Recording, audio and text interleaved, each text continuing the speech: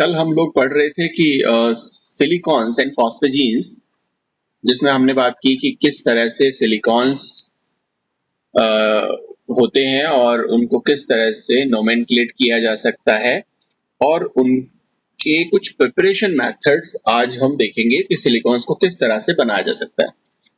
तो कल वैसे थोड़ी सी मैंने बात की थी कि प्रिपरेशन मेथड्स में सिलिकॉन्स का जब हमने क्लासिफिकेशन भी किया था तो आपने अलग अलग तरह के सिलिकॉन्स देखे थे, जिसमें आपने लीनियर सिलिकॉन्स भी देखे थे, तो साइक्लिक सिलिकॉन्स भी देखे थे और एक क्रॉस लिंक्ड सिलिकॉन्स भी देखे थे। तो अलग अलग टाइप के सिलिकॉन्स को हम यहाँ पर कुछ मेथड से प्रिपेयर करने की कोशिश करेंगे, लेकिन जो सभी तरह के सिलिकॉन्स आप पढ़ोगे वहां पे जब भी आप सिलिकॉन बनाओगे तो आप लोगों को एक सिलिकॉन हैलाइड जो है वो प्रिपेयर करना पड़ेगा। सिलिकॉन हैलाइड, ये सिलिकॉन हैलाइड जो है वो क्या है, वो R2SiCl2 ये आपको प्रिपेयर करना पड़ेगा, जो एक स्टार्टिंग मटेरियल की तरह काम करता है सिलिकॉन्स को प्रिपेयर करने में। तो इसको अगर हम यहाँ पर बनाएं सिलिकॉन हैलाइड को, तो कैसे बना सकते हैं कि हम सिलिकॉन की रिएक्शन किसके साथ में करवा दें, हैलोजन के साथ में करवा दें। ये सिलिकॉन लिया, हैलोजन लिया और इसके साथ में रिएक्शन करवा दी, तो सिलिकॉन जो है वो टेट्राक्लोराइड बना लेगा। अब सिलिकॉन टेट्राक्लोराइड इस तरह से फॉर्म हो जाएगा। तो ये क्या हो जाएगा, इसका नाम अगर आप दोगे तो टेट्राक्लोरोसिलेन, यही था ना हमारा, ये सिलेन था SiH4। अब ये सारे के सारे हाइड्रोजन्स को हमने किससे रिप्लेस कर दिया, क्लोरीन से, तो ये टेट्राक्लोरोसिलेन बन गया। अब ये जो टेट्राक्लोरोसिलेन है, इस टेट्राक्लोरोसिलेन की रिएक्शन अगर आप किसके साथ में करवा दो, रिग्नॉड रिजिड के साथ में करवा दो। यहाँ पर जैसा भी R ग्रुप, ये वाला जो R ग्रुप है, जो आप यहाँ पर अटैच करना चाहो उस तरह का आप रिग्नॉड रिजिड में इस R सब्स्टिट्यूएंट को ले सकते हो या इस R ग्रुप को ले सकते हो और इसके साथ में आप रिएक्शन कराओगे तो यहाँ पे दो क्लोरीन जो है वो ब्रेक हो जाएंगे इस तरह से, ठीक है ना, और दो R ग्रुप जो हैं वो हमें मिल जाएंगे और ये सिलिकॉन और दो क्लोरीन, ठीक। और यहाँ पर आप दो मॉलिक्यूल ले लो, अब क्या बचेगा आपके पास में, MgX और जो यहाँ से Cl निकला है, ठीक है। तो इस तरह से ये R2SiCl2 हमें मिल जाता है। क्लियर? ओके। नाउ एक और मेथड है इसी को प्रिपेयर करने का, जिसको हम बोलते हैं मुलर-रोकोव प्रोसेस। इस मुलर-रोकोव प्रोसेस से कई बार पूछ लिया जाता है कि मुलर-रोकोव प्रोसेस जो है वो किस काम आता है, तो आप बता सकते हो कि वहां पे कि जो हैलोसिलेन्स हैं या सिलिकॉन हैलाइड्स हैं उनको प्रिपेयर करने में इसे हम यूज करते हैं। तो जो स्टार्टिंग मटेरियल है ना सिलिकॉन्स को बनाने का, तो इसको किस तरह से बनाएंगे, तो ये यहाँ पर मुलर-रोकोव मेथड में हम इसको बनाते हैं, सिलिकॉन की रिएक्शन किसी एल्किल हैलाइड के साथ में करवा देते हो। अगर हम यहाँ पे क्लोरीन, ये क्लोरीन बना रखना चाहते हैं तो यहाँ पर जो हैलोजन आप लोगे वो हैलोजन कौन सा ले लोगे, वो हैलोजन आप ले लोगे क्लोरीन। अब इसकी रिएक्शन आप इसके साथ में करवाओ और कॉपर की प्रेजेंस में आप इसको करवाओगे और तकरीबन 300 डिग्री सेल्सियस टेम्परेचर आप रखते हो, तो यहाँ पे ये दो मॉलिक्यूल इसके काम आ जाएंगे और ये सिलिकॉन ये दो R दे देगा, तो ये R2 हो गया और ये दो क्लोरीन आ जाएंगे यहाँ पे, तो ये क्लोरीन हो गया। तो इस तरह से ये फॉर्म हो जाएगा। साथ में इसके साथ में क्या और बनता है, इसके साथ में ये मोनो एल्किल ट्राइक्लोरोसिलेन भी बनेगा, ये मोनो एल्किल हो गया है ना। इसी तरह से ये ट्राई एल्किल भी बनेगा, ट्राई एल्किल क्लोरोसिलेन, क्योंकि सिलिकॉन जो है उसकी 4 वैलेंसी है, अब यहाँ पे 3 वैलेंसी इस पोजीशन में तो क्लोरीन है और यहाँ पे ये, ठीक है। तो इस तरह से ये बाय प्रोडक्ट के फॉर्म में हमें मिलते हैं, जिसको हम क्या कर सकते हैं, ये पूरा मिक्सचर जो हमें मिल रहा है इसको हम डिस्टिलेशन मेथड से और क्या करते हैं, सेपरेट कर लेते हैं, अलग कर लेते हैं, तो ये हमें मिल जाता है, ठीक है। और इसको यूज करते हैं हम बहुत सारे टाइप के सिलिकॉन्स बनाने में, और जो भी सिलिकॉन्स आप बनाओगे वो कई सारे फैक्टर्स पर डिपेंड करेगा। क्या क्या फैक्टर्स पर डिपेंड करेगा, जब आप इस हेलोसिलेन से या सिलिकॉन हैलाइड से सिलिकॉन्स फॉर्म करोगे तो बहुत सारे फैक्टर्स डिपेंड करेंगे किस किस बात पे, जैसे कि एक तो डिपेंड करेगा कि क्या टेम्परेचर आप वहां पर ले रहे हो सिलिकॉन फॉर्म करने के लिए, दूसरा किस तरह का प्रेशर आप यूज कर रहे हो, इसी तरह से कैटलिस्ट किस तरह का हमने वहां पर यूज किया हुआ है, जो सिलिकॉन लिया हुआ है उसकी प्योरिटी कितनी है, ठीक है ना, प्योरिटी ऑफ सिलिकॉन उस वो, और साथ में वो किस तरह का मीडियम में बनाया गया है, ठीक है ना, वो एसिडिक मीडियम लिया हुआ है उसको बनाने के लिए या बेसिक मीडियम लिया है। तो ये सारे के सारे फैक्टर्स जो हैं वो इफेक्ट करते हैं कि किस तरह का सिलिकॉन वहां पे बनेगा। तो जैसे मानो कि अगर हमने बेसिक कैटलिस्ट लिया, बेसिक नेचर का कैटलिस्ट ले लिया, ठीक है, और टेम्परेचर को क्या रखा आपने प्लस, साथ में आपने टेम्परेचर रखा हाई, हाई टेम्परेचर। ऐसी स्थिति में जब आप बेसिक कैटलिस्ट लेते हो और हाई टेम्परेचर रखते हो तो जो हमें सिलिकॉन्स मिलेंगे वो कैसे मिलेंगे, वो मिलेंगे आपको हायर मॉलिक्यूलर वेट के, हायर मॉलिक्यूलर वेट वाले जो सिलिकॉन्स हैं वो आपको यहाँ पर मिल जाएंगे। लेकिन अगर आपने एसिडिक नेचर का कैटलिस्ट लिया, एसिडिक कैटलिस्ट, और टेम्परेचर क्या रखा, लो टेम्परेचर, ऐसी स्थिति में अगर आपको सिलिकॉन बनाना होगा तो वो आपको मिलेगा लो मॉलिक्यूलर वेट का, लो मॉलिक्यूलर वेट का सिलिकॉन आपको यहाँ पर फॉर्म होगा जब आप एसिडिक कैटलिस्ट और लो टेम्परेचर रखते हो और बेसिक कैटलिस्ट और हाई टेम्परेचर रखते हो तो आपको हायर मॉलिक्यूलर वेट के सिलिकॉन्स मिलते हैं। अब सिलिकॉन बनाने के लिए वैसे तो दो तरह के प्रोसेसेस काम आते हैं। ये तो अभी हमने जो बनाया वो बनाया जो स्टार्टिंग मटेरियल था हमारा R2SiCl2, इसको बनाने के लिए जो हमने दो प्रोसेसेस को अभी देखा। अगर हमें सिलिकॉन्स फॉर्म करने हैं तो यहाँ पे दो प्रोसेसेस हम यूज करते हैं। पहला एक प्रोसेस होता है जिसको हम बोलते हैं हाइड्रोलाइसिस, और हाइड्रोलाइसिस के बाद में फिर वहां पर एक रिएक्शन होती है जिसको हम बोलते हैं कंडेंसेशन। अब क्योंकि सिलिकॉन्स पॉलीमर है तो वहां पे जो रिएक्शन होगी वो कंडेंसेशन पॉलीमेराइजेशन। तो कई बार पूछ लिया जाता है कि किस प्रोसेस के थ्रू सिलिकॉन्स को हम प्रिपेयर कर सकते हैं, तो with the help of hydrolysis and condensation polymerisation you can prepare silicones, ठीक है।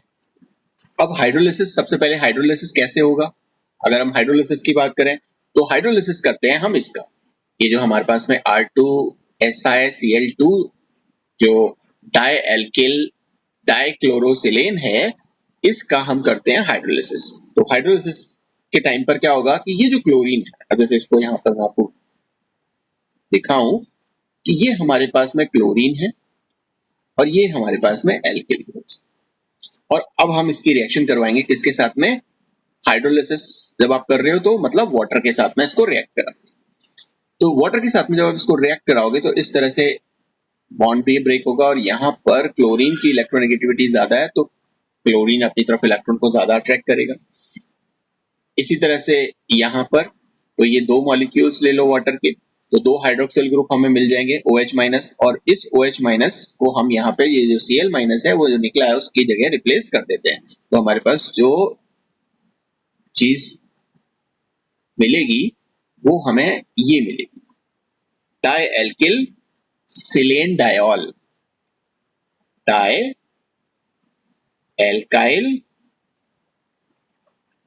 सिलेन डायोल, है ना। तो नोमेनक्लेचर मैंने आपको बताया था तो आप आसानी से नाम दे सकते हो। डायोल इसलिए क्योंकि यहाँ पे दो हाइड्रोक्सिल ग्रुप, ये वाला हाइड्रोक्सिल ग्रुप और ये वाला हाइड्रोक्सिल ग्रुप दो ग्रुप्स हैं, और डाइएल्किल नहीं, आप ये देखोगे कि दो एल्किल ग्रुप भी हो सकते हैं, या अब ये एल्किल ग्रुप भी हो सकता है और एराइल ग्रुप भी हो सकता है, वो डिपेंड करता है कि आपको किस तरह का सिलिकॉन फॉर्म करना है। तो ये जो डाइएल्किल सिलेन डायोल है ये हमें मिलता है, और इस डाइएल्किल सिलेन डायोल को हम अब क्या करेंगे, कंडेंसेशन करेंगे। तो कंडेंसेशन रिएक्शन जब होती है तो उसमें क्या होगा, उसमें दो मॉलिक्यूल ऑफ डाइएल्किल सिलिन डायोल काम आएंगे। तो इसको मैं कुछ इस तरह से लिख देता हूं, ये सिलिकॉन, ये मैं थोड़ा सा इसको चेंज कर दिया मैंने, है ना। पहले हमने यहाँ पर OH ऊपर और नीचे लिए हुए थे, तो हमने इसको साइड में ले लिया। और ये दूसरा मॉलिक्यूल, ये हमारे पास में एल्किल ग्रुप, इसको हम करेंगे कंडेंसेशन। तो कंडेंसेशन जब होगा तो होगा क्या कि ये जो हाइड्रोक्सिल ग्रुप है इसका एक H और दूसरा जो हमारे पास में मॉलिक्यूल है डाइएल्किल सिलिन डायोल का, उसका OH, ये क्या कर लेंगे, वाटर मॉलिक्यूल बना लेंगे और वाटर मॉलिक्यूल निकल जाएगा और ये आपस में इस तरह से जुड़ जाएगा। कैसे, OH Si R R और ये Si R R और OH। अब आपको एक चीज यहां पर नजर आ रही होगी, वो चीज क्या है, ये एक जो बॉन्ड मैंने आपको बताया था, जो बॉन्ड होता है सिलॉक्सेन बॉन्ड, ये सिलॉक्सेन बॉन्ड में हमें यहाँ पे मिल जाता है। और जहां पे भी सिलॉक्सेन बॉन्ड मिल जाएगा इसका मतलब ये है कि सिलिकॉन बनना स्टार्ट हो गया, क्योंकि सिलिकॉन्स में ये सिलॉक्सेन बॉन्ड प्रेजेंट होता है। ठीक है, नाउ अभी तो सिर्फ दो मॉलिक्यूल ये मतलब डाइमर बनाए, एक मोनोमर हमने ये ले लिया, ये मोनोमर है, ये भी मोनोमर है, और ये हमने इसका कंडेंसेशन किया और वाटर मॉलिक्यूल निकला और ये बन गया एक डाइमर।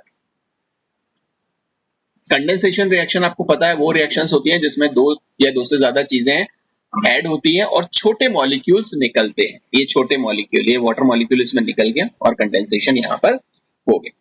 ठीक है, अब ये जो हमें स्पीसी मिली है, ये जो इस स्पीसी से हम क्या कर सकते हैं, अलग अलग तरह के सिलिकॉन्स फॉर्म कर सकते हैं। ठीक है, इससे भी कर सकते हैं, ये जो हमारे पास में डाइएल्किल सिलिन डायोल है इससे भी कर सकते हैं और इससे भी कर सकते हैं। तो अगर आपको लीनियर सिलिकॉन बनाना है, जैसे कि हमने बहुत सारे टाइप के सिलिकॉन्स पढ़े थे, जिसमें हमने एक पढ़ा था लीनियर सिलिकॉन। अगर हमें लीनियर सिलिकॉन बनाना है तो हम क्या करते हैं, तो जो हमें ये मिल रहा है डाइएल्किल सिलिन डायोल, इसके n नंबर ऑफ जो मॉलिक्यूल्स हैं वो हम यूज कर लेते हैं। ठीक है, तो वो धीरे धीरे कंडेंसेशन होगा, एक साथ तो होगा नहीं। तो पहले ये दो मिले और इन्होंने इस तरह से ये डाइमर बना लिया। अब ये जो डाइमर है ये और सिलेन से ये जो हमारे पास में डाइएल्किल सिलिन डायोल है, ये इसके n नंबर काम आ जाएंगे। n नंबर, ये मैंने n नंबर लिखा है कि यहाँ पे बहुत सारे हो सकते हैं। वो क्या होंगे, वो यहाँ पर ऐड हो जाएंगे। अगर वो ऐड हो जाते हैं तो एक लीनियर मॉलिक्यूल किस तरह का बनेगा, वो लीनियर मॉलिक्यूल कुछ इस तरह का आपको देखने को मिलेगा।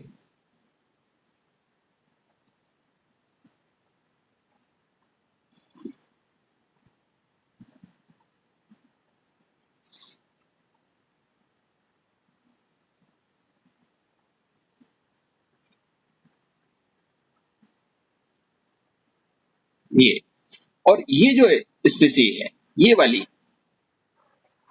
दिस वन, ये आपको बार बार रिपीट, ये जितने भी n नंबर ऑफ मॉलिक्यूल्स जो हमने लिए हैं वो आप यहाँ पे लिख सकते हो। तो इस तरह से अगर ये बन जाता है तो ये बन जाएगा एक पॉलीमर। किस, कौन सा, सिलिकॉन पॉलीमर। ठीक है, सो इस तरह से आप लीनियर सिलिकॉन्स को प्रिपेयर कर सकते हो। हमने हाइड्रोलिसिस किया और हाइड्रोलिसिस के बाद में हमने क्या किया, कंडेंसेशन पॉलीमराइजेशन रिएक्शन की और उससे हमें ये लीनियर पॉलीमर मिल गया या लीनियर सिलिकॉन मिल गया। इसको हम बोल सकते हैं ये क्या है, एक लीनियर। ये लगातार ये चेन चलती रहेगी ऐसे एक रेखीय क्रम में या एक स्ट्रेट चेन के अंदर। लेकिन अगर हमें क्या करना हो, अगर हमें साइक्लिक सिलिकॉन्स बनाने हो, ठीक है, दूसरा नंबर हमारा कि अगर हमें साइक्लिक सिलिकॉन्स फॉर्म करने हो तो हम साइक्लिक सिलिकॉन्स कैसे करेंगे? तो हम करते हैं कंट्रोल्ड कंडेंसेशन, पॉलीमराइजेशन, अगर आप कंट्रोल्ड कंडेंसेशन पॉलीमराइजेशन करोगे तो आप सिलिकॉन को साइक्लिक फॉर्म में गेन कर सकते हो। ठीक है, तो कैसे होगी ये रिएक्शन? और ये रिएक्शन जब साइक्लिक सिलिकॉन्स बनेंगे तो वो मतलब 3 मेंबर्ड हो सकता है, 4 मेंबर्ड हो सकता है, 5-6 मेंबर्ड हो सकता है, लेकिन सबसे ज्यादा जो स्टेबल कंपाउंड्स हैं वो 3 और 4 मेंबर्ड रिंग जो बना रहे हैं वो सबसे ज्यादा स्टेबल होते हैं। तो मैं आपको यहाँ पर 3 मेंबर्ड और 4 मेंबर्ड जो सिलिकॉन्स हैं, जो साइक्लिक सिलिकॉन्स हैं, उनको आपको बनाना बताता हूँ कि वो कैसे बनते हैं। ठीक है ना? तो ये इस तरह से हम यहाँ पर लिख लेंगे और ये लिख लेंगे कुछ इस तरह से, ये OH और ये OH। ठीक है, इसी तरह से हमारे पास में एक और सिलिकॉन, ये सिलिकॉन, और इससे भी ये R, ये एल्किल ग्रुप हो गए, और ये यहाँ पर हो गया OH और यहाँ पर भी हो गया OH। इसी तरह से एक और सिलिकॉन, और यहाँ पे आप क्या लिखोगे?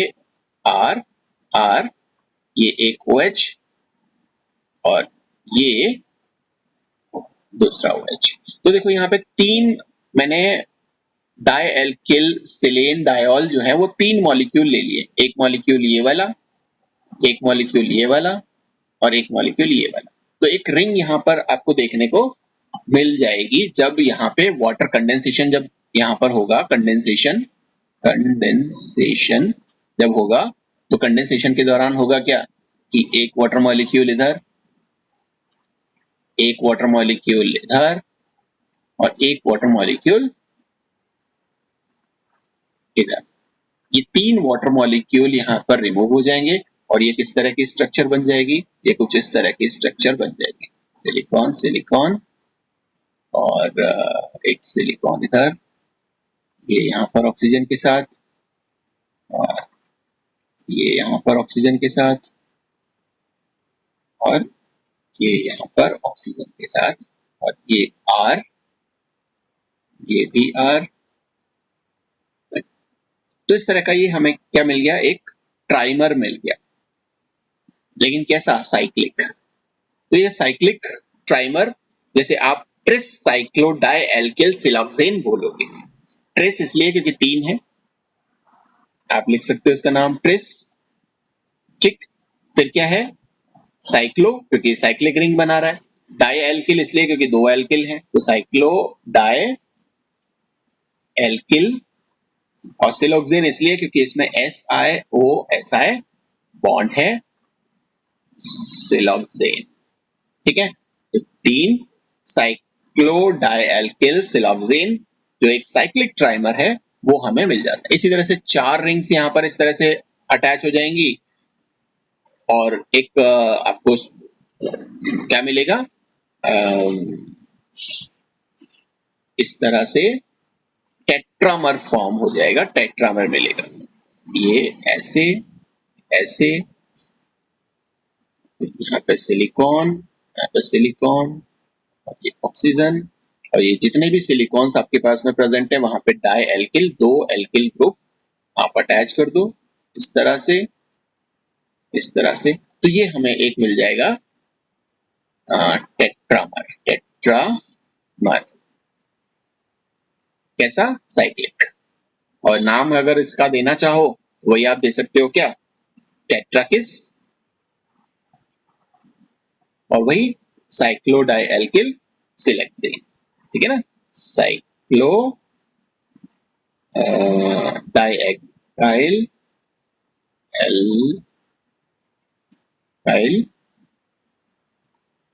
सिलेक्सेन।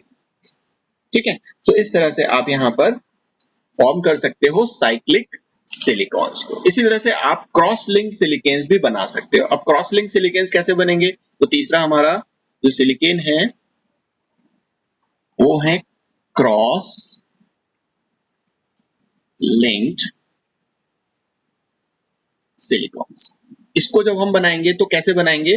तो इसको बनाने के लिए जो आपके पास में स्टार्टर मटेरियल चाहिए वो आपको चाहिए क्या, वो आपको चाहिए मोनो एल्किल ट्राइक्लोरोसिलेन।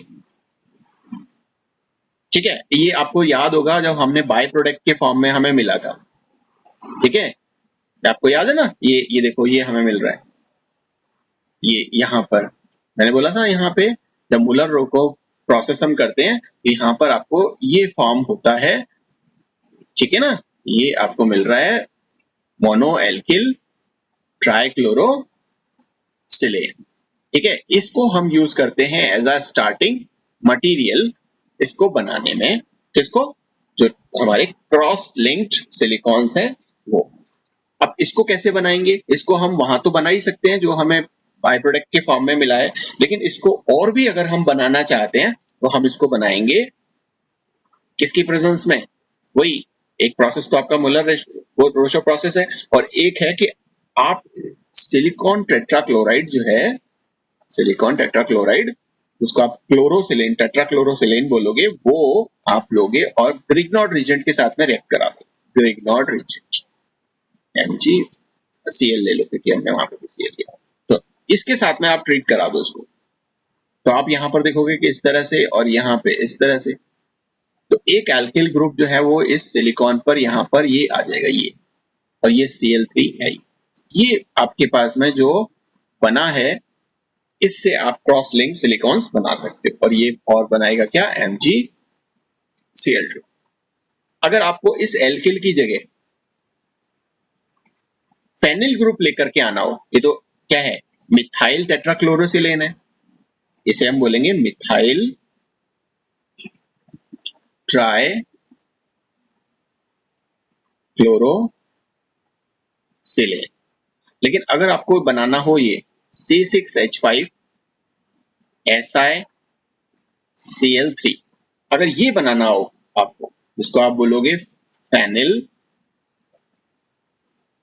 ट्राइक्लोरोसिलेन। तो आप कैसे बनाओगे, तो आप यहां पर ये नहीं लोगे, जो हमारे पास ग्रिग्नॉर्ड रिएजेंट है ये नहीं लोगे, बल्कि आप क्या करते हो, आप यहां पर रिएक्शन कराते हो इस तरह से, इस तरह से। ये आपने लिया किससे बनाते हैं,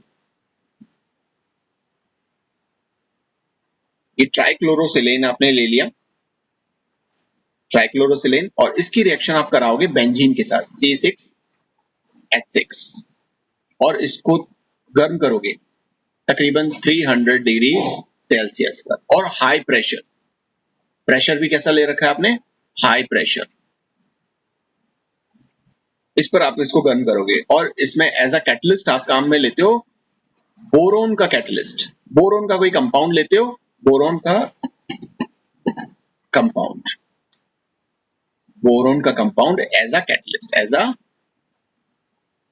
कैटलिस्ट। ये जब आप रिएक्शन कराते हो तो हमें क्या मिलेगा, ये फेनिल ट्राइक्लोरोसिलेन हमें मिल जाएगा।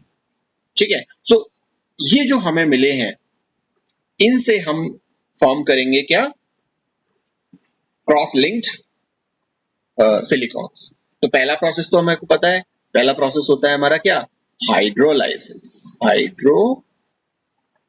तो हाइड्रोलाइसिस करा दो, हाइड्रोलाइसिस कराएंगे तो देखो यहाँ पे ये सिलिकॉन है, इसके पास में 3 क्लोरीन ग्रुप हैं, और यहाँ ये R है। अब ये R एल्किल ग्रुप भी हो सकता है और एराइल ग्रुप भी हो सकता है। ठीक है ना, ये आप इसको बता सकते हो कि ये एल्काइल ग्रुप भी है और एराइल ग्रुप भी हो सकता है, कोई भी ग्रुप ये आपका हो सकता है। नाउ अब इसको किसके साथ में कराएंगे, क्योंकि हम हाइड्रोलाइसिस करा रहे हैं, तो 3 क्लोरो मॉलिक्यूल्स हैं, इसलिए हम यहाँ पे 3 वाटर मॉलिक्यूल्स ले लेते हैं, और इस तरह से बॉन्ड ब्रेक होगा। यहाँ पे ये इस तरह से तोड़ोगे, इस तरह से और इस तरह से, और हमें क्या मिल जाएगा, ये R, और ये यहाँ पे हमें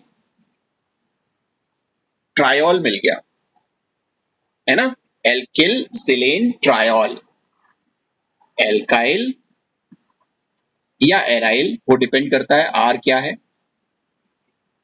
और साथ में सिलेन ट्रायोल, सिलेन ट्रायोल, ये हमें मिल गया। अब इससे हम क्या करेंगे, पॉलीमर फॉर्म करेंगे। ये जब हमें मिल जाता है, देन अब हम क्या करते हैं, अब इसके n नंबर ऑफ जो मॉलिक्यूल्स हैं वो ले लेते हैं। ये मोनोमर की तरह काम कर रहा है, ये R। अब देखो वहां जब हम करते थे तो हमारे पास में R2 होता था, ये तो केवल ये वाली जो हाइड्रोक्सिल ग्रुप है और ये वाली हाइड्रोक्सिल ग्रुप ही क्या कर सकती थी, दूसरे मोनोमर के साथ में कनेक्ट हो सकती थी। लेकिन इस स्थिति में हमारे पास में 3 हाइड्रोक्सिल ग्रुप्स हैं, तो इस तरफ भी हमारा जो मॉलिक्यूल है वो मोनोमर ऐड हो सकता है, इस तरफ भी मोनोमर ऐड हो सकता है और इस तरफ भी मोनोमर ऐड हो सकता है। तो तीनों डायरेक्शंस में मोनोमर ऐड हो सकता है। तो हम यहाँ पर कंडेंसेशन करेंगे, कंडेंसेशन, पॉलीमराइजेशन, और हमें क्या मिलेगा, देखो इस तरह से ये दूसरा मॉलिक्यूल, ये तीसरा मॉलिक्यूल, ये सॉरी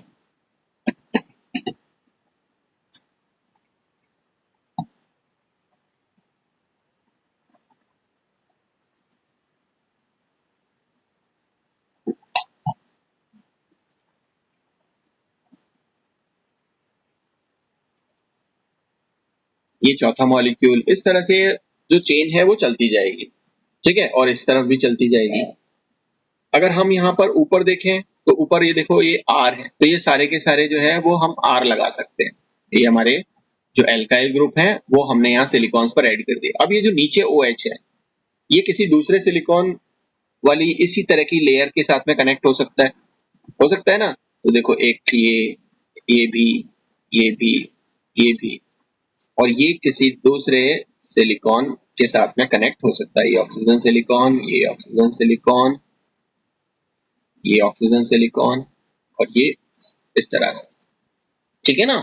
तो ये देखो अब ये क्रॉस लिंकिंग हो गई, एक लेयर, ये तो हमारी एक लेयर हो गई, ये हमारी दूसरी लेयर हो गई नीचे वाली, ठीक है ना। इन दो लेयर्स के बीच में ये हमारे पास क्या हो गया, बीच में क्रॉस लिंक करके जुड़ गए। और ये R, या तो R हो सकता है या दूसरा हम यहाँ पे भी क्या कर सकते हैं, ये और ऐसा है वो हो सकता है, ये और नीचे चला जाएगा, ठीक है ना। तो आप फिलहाल इसको यहीं पर ही अगर कर देते हो तो ये तो इस तरह से जो आपके पास में पॉलीमर बनेगा वो कैसा बनेगा, वो हमें मिलेगा क्रॉस लिंक्ड, इनके बीच में क्रॉस लिंकिंग प्रेजेंट है, क्रॉस लिंक्ड सिलिकॉन। तो ये हमें फॉर्म हो जाता है। तो आपको ये अलग अलग तरीके के जो भी पॉलीमर्स हैं, चाहे वो लीनियर हो, चाहे वो साइक्लिक हो, चाहे वो क्रॉस लिंक्ड हो, वो आप लोगों को यहाँ पे समझ में आ गया होगा। अब ये जितने भी टाइप के पॉलीमर्स आपको यहाँ पर मिल रहे हैं देखने को, अब इनका जो नेचर है वो किन चीजों पर डिपेंड करेगा, मतलब कोई भी सिलिकॉन किस तरह की प्रॉपर्टी रखता है, उसका जो नेचर है, उसकी जो प्रॉपर्टी है वो कुछ बातों पर डिपेंड करेगी। किस बातों पर डिपेंड करेगी, कि देखो पहले तो कि लेंथ कितनी, वो जो चेन हमें मिली है, लेंथ ऑफ द चेन। अगर हम लीनियर आइसोमर पॉलीमर की बात कर रहे हैं तो वहां पर कितनी बड़ी चेन है, जितनी बड़ी चेन होगी उसका जो सिलिकॉन का नेचर उसी तरह से, या उसकी जो प्रॉपर्टीज हैं वो उस तरह से हम डिसाइड करेंगे कि हाँ सब वो लंबी चेन है तो वो एक हाई मॉलिक्यूलर मास का कोई सॉलिड हो सकता है, लिक्विड हो सकता है, क्या हो सकता है। दूसरा, इनकी जो क्रॉस लिंकिंग है ये कितनी क्रॉस लिंक्ड है, ये जो क्रॉस लिंकिंग हमें यहाँ पर देखने को मिल रही है, ये क्रॉस लिंकिंग कितनी है, इस बार ये भी बहुत ज्यादा इंपॉर्टेंट रोल प्ले करेगा उस सिलिकॉन पॉलीमर का नेचर को बताने में। तो आप यहाँ पे बता सकते हो extent of cross linking, extent of cross linking, ठीक है।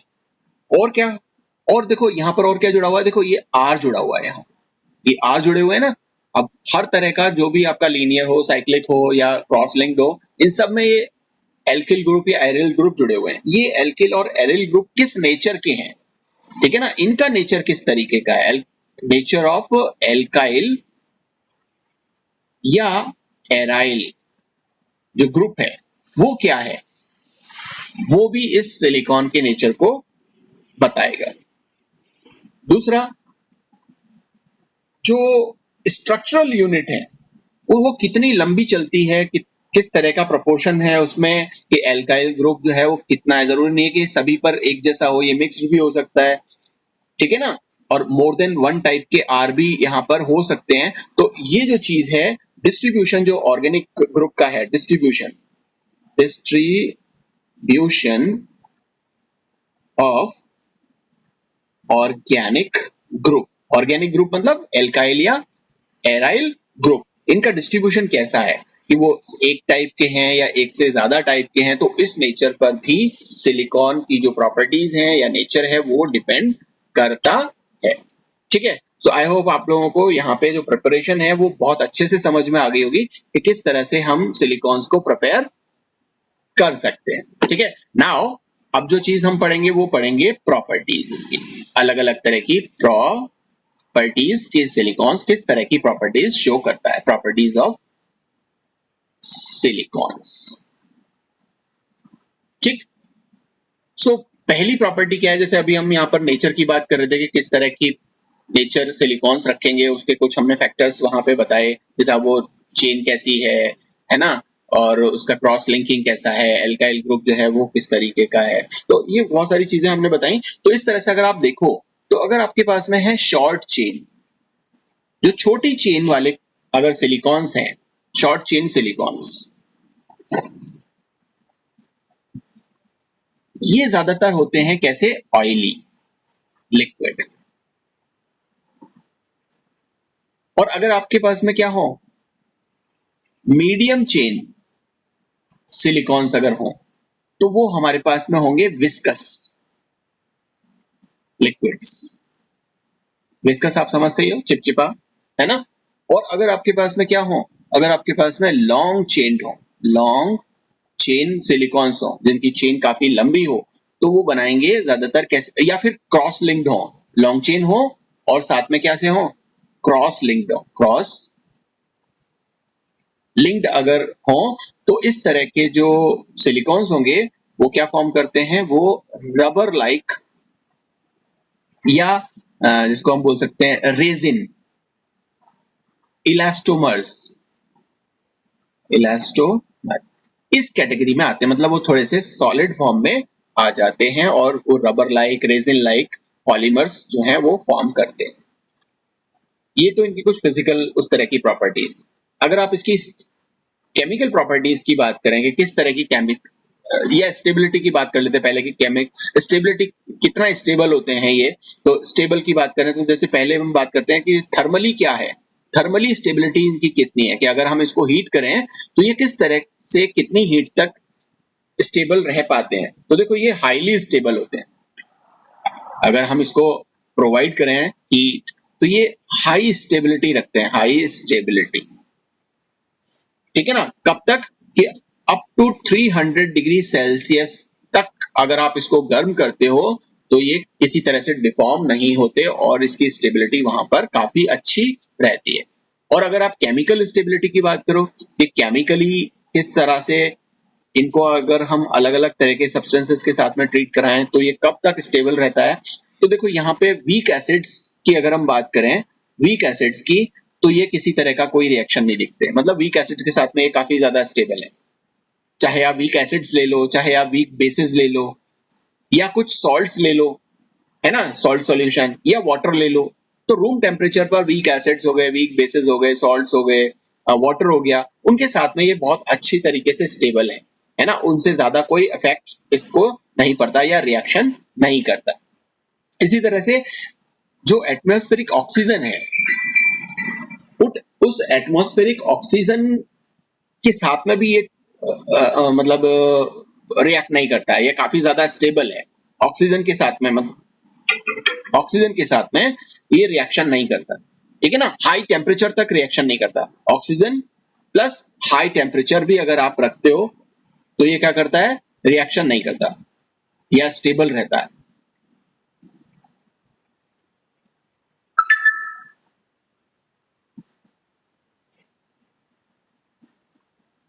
इसी तरह से जो एरोमेटिक ग्रुप्स हैं वो अगर प्रेजेंट हो, ये जो आर हमारे पास में होता है, जो एल्किल या एराइल ग्रुप होता है, अगर ये एराइल ग्रुप हो, एरोमेटिक ग्रुप हो सिलेन में, अगर ये प्रेजेंट हो तो स्टेबिलिटी और ज्यादा इंक्रीज हो जाती है।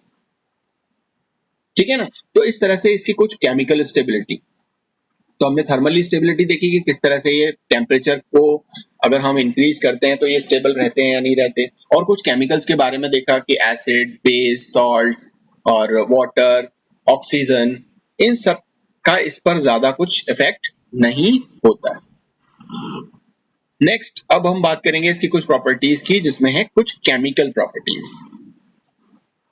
केमिकल प्रॉपर्टीज मतलब कि ये किन किन के साथ में किस किस तरह की रिएक्शंस देता है या इसकी रिएक्शंस। तो देखो यहाँ पर सिलिकॉन की अगर हम बात करते हैं तो हमें पता है कि यहाँ एक बॉन्ड होता है इसमें सिलॉक्सेन। सिलॉक्सेन बॉन्ड्स प्रेजेंट होते हैं जो कि SiO टाइप के होते हैं। इस बॉन्ड को अगर आपको तोड़ना हो, ये बॉन्ड जो है इसको इस तरह से तोड़ना हो यहां से या यहां से, ठीक है ना, क्लीव करना हो, तो आप क्या काम में लोगे? तो इनके इस क्लीवेज के लिए हम यहां पर काम में लेते हैं organo metallic compounds. Organo metallic compound, इनकी हेल्प से आप इस सिलॉक्सेन बॉन्ड को ब्रेक कर सकते हो। तो सिलिकॉन की रिएक्शन अब हम बात करते हैं कि कुछ ऑर्गेनोमेटालिक कंपाउंड के साथ में किस तरह से की जाए कि ये सिलॉक्सेन बॉन्ड ब्रेक हो और कुछ कंपाउंड्स हमें अलग अलग तरीके के मिले। तो आपको मालूम है यहाँ पर हम एक सिंबॉलिक रूप से बता देते हैं कि साहब ये Si है, इसके पास में दो ये एल्काइल और एराइल ग्रुप होते हैं और ये ऑक्सीजन ग्रुप होता है, और ये जो यूनिट होती है वो बार बार क्या होती है, रिपीट होती है। तो ये एक क्या है, सिलिकॉन है, ठीक है ना। अब इसमें कितनी भी हो सकती है, ये क्रॉस लिंक भी हो सकता है, साइक्लिक भी हो सकता है, सब में ये जो ये जो हमने यहाँ पर स्पीसी लिखी है या ये जो फॉर्मूला लिखा है, ये सभी के अंदर प्रेजेंट होता है, ठीक है। अब इसकी रिएक्शन हम करवाते हैं किसी ऑर्गेनोमेटालिक कंपाउंड के साथ, तो ये कैसी रिएक्शन देगा। तो यहाँ कुछ अलग अलग टाइप के ऑर्गेनोमेटालिक कंपाउंड्स हम यूज करते हैं। जैसे कि एक ऑर्गेनिक कंपाउंड हम ऑर्गेनोमेटालिक कंपाउंड हम यूज करते हैं जिसको हम बोलते हैं ग्रिग्नॉर्ड रिएजेंट, ठीक है। अब R क्योंकि हमने यहाँ लिया हुआ है तो यहाँ पर हम R डैश कर लेते हैं ताकि हमें ये पता चले कि वो जो R डैश है वो कहाँ से आया है, मतलब वो जो दूसरा एल्किल ग्रुप है वो कहाँ से आया है। तो यहाँ आपको मालूम है कि ये बॉन्ड इस तरह से ब्रेक होता है R की तरफ, तो ये किस तरह से कन्वर्ट हो जाएगा, ये कन्वर्ट हो जाएगा आपका सिलिकॉन, ये R, ये R, ये ऑक्सीजन, ठीक। अब एक जगह तो आ जाएगा क्या, ये फ्री साइट ही तो है इसकी, है ना। अब ये जो अगर यहाँ पे कोई और सिलिकॉन इस तरह से बॉन्ड होता तो ये यहाँ पर ब्रेक हो जाता, ब्रेक हो जाता तो कुछ इस तरह से ब्रेक हो जाता, ठीक है ना। सो ये इस तरह से जब हो जाता है, अब ये यहाँ पर आप क्या लिख सकते हो कि ये MgX जो है वो इससे आके जुड़ गया, और ये जो दूसरी पोजीशन है इसकी, ये यहाँ पर ये R डैश आकर के अटैच हो गया। तो इस तरह का एक इंटरमीडिएट हमें मिल जाता है, और इस इंटरमीडिएट को अब हम क्या करते हैं, इस इंटरमीडिएट को हम हाइड्रोलाइज करते हैं। इस इंटरमीडिएट को हम करेंगे हाइड्रोलाइज, मतलब वाटर के साथ में इसकी ट्रीटमेंट, वाटर के साथ में इसको ट्रीट कराएंगे इस तरह से। तो ये बॉन्ड कुछ इस तरह से ब्रेक होगा, और ये क्या बनाएगा, ये बनाएगा आपका R डैश सिलिकॉन, ये R R, और ये जो O, और यहाँ पर क्योंकि नेगेटिव चार्ज है तो इस हाइड्रोजन का पॉजिटिव चार्ज आकर के यहाँ पर इस तरह से अटैच हो जाए, और साथ में क्या बनेगा, साथ में बनेगा MgX, ये MgX, और साथ में ये जो हाइड्रोक्सिल ग्रुप यहाँ से निकला है तो ये हमें मिल जाती है, ठीक है। अब क्योंकि ये यहाँ पर n नंबर ऑफ पार्ट यहाँ पर ये हैं, हमने यहाँ पे पॉलीमर लिया हुआ है, तो इसका मतलब ये है कि यहाँ पर हम n नंबर ऑफ ग्रिग्नॉर्ड रिएजेंट के मॉलिक्यूल्स ले लें, तो ये n नंबर ऑफ ये ट्रांजिशन जो एक इंटरमीडिएट जो बन रहा है वो हमें मिल जाएंगे, और यहाँ पर ये n नंबर ऑफ आपको, ठीक है। तो इस तरह से ये बन सकता है, या फिर हम क्या कर सकते हैं, हम यहाँ पर इसकी रिएक्शन करवा सकते हैं R डैश लिथियम, मतलब एल्किल लिथियम के साथ। इसको भी यहाँ पर आप n नंबर में ले लो, और सेम उसी तरह से आप यहाँ पे देखोगे तो क्या बनेगा, ये वही R डैश आ जाएगा, ये सिलिकॉन, ये R और ये OH, ठीक है ना। और मतलब OH पहले तो नहीं आएगा, पहले लिथियम यहाँ पर आकर के अटैच होगा, और उसके बाद में फिर आप उसका हाइड्रोलिसिस कराओगे इस तरह से, तो ये बॉन्ड फिर इस तरह से ब्रेक होगा और यहाँ पर हाइड्रोजन आ जाएगा और इस तरह से ये फॉर्म हो जाएगा और ये साथ में क्या निकाल देगा, लिथियम हाइड्रोक्साइड फॉर्म कर देगा। ठीक है, और हम यहाँ पर और क्या ले सकते हैं, इसकी रिएक्शन हम करवा सकते हैं जो लिथियम एल्यूमिनियम हाइड्राइड है उसके साथ में आप करवा सकते हो, लिथियम एल्यूमिनियम हाइड्राइड। अब हाइड्राइड की जगह हम क्योंकि ऑर्गेनोमेटेलिक ले रहे हैं इसलिए यहाँ पर हमने ऑर्गेनोमेटेलिक ले लिया, यहाँ पे ऑर्गेनिक ग्रुप हाइड्रोजन की जगह। ठीक है, सो ये हमने ले लिया, तो सेम वही सिलिकॉन, ये R है, ये R है और ये यहाँ पे CH3।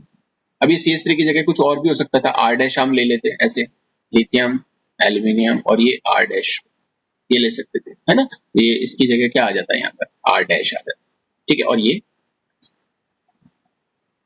ठीक है, तो कुछ इस तरह से अच्छा ये रिएक्शंस होती हैं। अच्छा ये OH नहीं, सॉरी यहाँ पर OH नहीं है, ये हाइड्रोजन होता है। ये ज्यादातर रिड्यूसिंग एजेंट की तरह काम करते हैं। ठीक, सो इस तरह से ये रिएक्शन यहाँ पर होगी ये, या फिर इसकी जगह R डैश इस तरह से। तो इस तरह से ये कई सारी तरह की रिएक्शंस जो केमिकल रिएक्शंस हैं जो सिलोक्सेन बॉन्ड को ब्रेक करने के लिए हैं वो यहाँ पर होती हैं। और लोअर सिलिकेन्स की अगर सॉल्युबिलिटी की बात करें तो ये जो ऑर्गेनिक सॉल्वेंट्स होते हैं, अगर मैं एक वहां पे बताना भूल गया सॉल्युबिलिटी को, तो जो ऑर्गेनिक सॉल्वेंट्स होते हैं, ऑर्गेनिक सॉल्वेंट्स, ऑर्गेनिक सॉल्वेंट जैसे कार्बन टेट्राक्लोराइड हो गया या आपका बेंजीन हो गया या फिर ईथर हो गया, तो इस तरह के जो ऑर्गेनिक सॉल्वेंट्स हैं इसके अंदर ये आसानी से क्या हो जाते हैं, डिसॉल्व हो जाते हैं, मतलब कि सॉल्युबल है। लेकिन वाटर में ये सॉल्युबल नहीं है, लेकिन ऑर्गेनिक सॉल्वेंट्स में ये सॉल्युबल होता है। ठीक है, सो ये कुछ केमिकल प्रॉपर्टीज थी। नाउ इसकी एक और केमिकल प्रॉपर्टी है, वैसे तो ये ज्यादातर अभी जैसे मैं आपको बता रहा हूँ कि इसकी जो स्टेबिलिटी है वो काफी ज्यादा है, बहुत कम ये रिएक्ट करता है, और रिएक्ट करता है तो एक तो प्रोसेस हमने यहाँ पे बता दिया कि ऑर्गेनोमेटेलिक कंपाउंड्स जो हैं उस ऑर्गेनोमेटेलिक कंपाउंड को लेकर के हम इस सिलोक्सेन बॉन्ड को ब्रेक कर सकते हैं। ठीक है, या फिर हमारे पास में एक और प्रोसेस है जिसे हम बोलते हैं ROP। ये क्या है, ये है ring opening polymerisation, ring opening polymerisation, जिसको हम ROP भी बोलते हैं। तो रिंग ओपनिंग पॉलीमराइजेशन ऑफ, अब ये रिंग ओपनिंग किसकी होगी, वो उनकी होगी जो होते हैं साइक्लिक। तो साइक्लिक या साइक्लो सिलोक्सेन, ये जो हमने लिया ये तो लीनियर वाली रिएक्शन हो गई, लेकिन अगर हमारे पास में कैसी हो, साइक्लोसिलेक्सेन्स हो, तो